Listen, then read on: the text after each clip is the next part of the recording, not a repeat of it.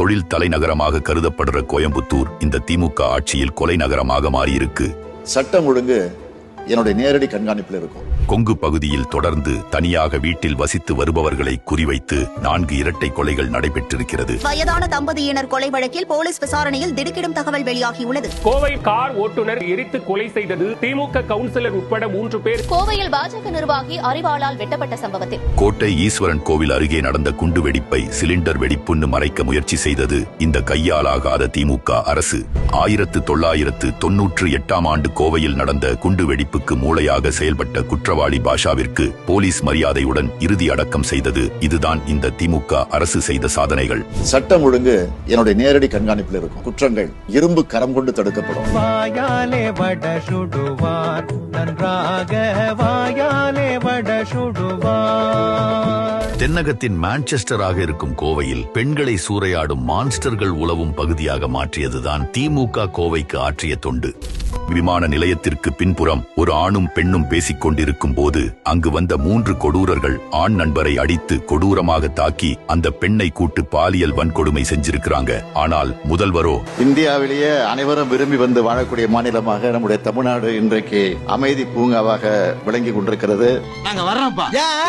எவ்வளவு பிட்டுகளை தாப்பா அந்த காதுக தாங்க. வாங்க எம்புட்டு போய் லேசா புழுந்தாவே கண்டுபிடிச்சிடறாங்கல்ல.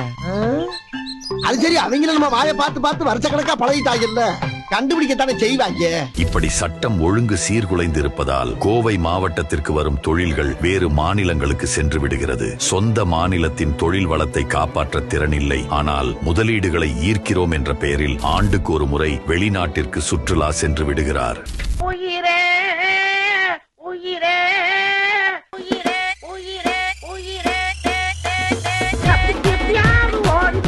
நீங்கள் கொண்டு வந்த முதலீடுகளால் எத்தனை நிறுவனங்கள் தொடங்கப்பட்டுள்ளது, எவ்வளவு வேலை வாய்ப்புகள் உருவாக்கப்பட்டுள்ளது, வெள்ளை அறிக்கை வெளியிடுங்கள் என்று கேட்டால் தொழில்துறை அமைச்சரின் பதில் இதோ. எனக்கு ஒண்ணு பிரச்சனை இல்ல, வெள்ளை அறிக்கை வச்சிருக்கேன் நானு. புரியுற ஒரு நல்ல வெள்ளை அறிக்கை இப்ப எப்ப கொடுங்க, இதுதான் அவருக்கு புரியும். அதாவது கழுது மேய்க்கிற பையனுக்கு இப்படி ஒரு அறிவான்னு உன் மேல எல்லாருக்கும் பொறாமடா.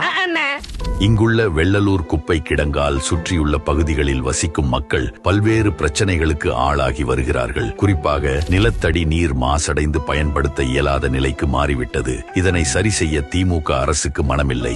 அதே சமயம் கேரளாவின் மருத்துவ கழிவுகள் இங்கு வரையறையின்றி கொட்டப்படுகிறது. அதை தடுக்க நம் முதல்வருக்கு திராணி இல்லை. ஆனால் இங்குள்ள கனிம வளங்களை மட்டும் கேரளாவுக்கு தாரை வார்த்து விடுகிறார். கோவையில் இயங்கி வரக்கூடிய 300க்கும் மேற்பட்ட கல்குவாரிகளில் 80% மேலானவை அனுமதியின்றி செயல்படுவதாகவும் அரசு அதிகாரிகள் உதவியுடன் கற்கள், ஜெல்லிகள், எம்சான் போன்றவை கேரளாவுக்கு கடத்தப்படுவதாகவும். இவ்வளவு துரோகத்தையும் கோவைக்கு இழைத்துவிட்டு கொஞ்சம் கூட கூச்சமில்லாமல் ஓணத்திற்கு முதல் ஆளாக கேரளா சென்று வாழ்த்து சொல்கிறார். என்ற பிரியப்பட்ட மலையாளிகளுக்கு இருதயம் நிறைஞ்ச ஓணாசம்சகள்.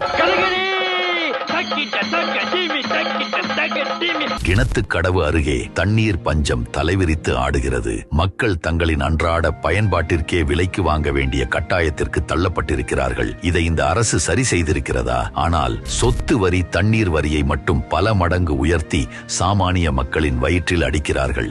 ஆனைமலையாறு நல்லாறு திட்டத்தை நிறைவேற்றுவோம் என்று கூறி அதை காற்றில் பறக்கவிட்டு மக்களை தவிக்கவிட்ட திருட்டு திமுக மற்றும் அதன் கூட்டணி கட்சிகளை நிராகரித்து கோவையின் நலனில் அக்கறை கொண்டிருக்கும் தேசிய ஜனநாயக கூட்டணி ஆட்சி அமைய ஆதரவு அளிப்போம்.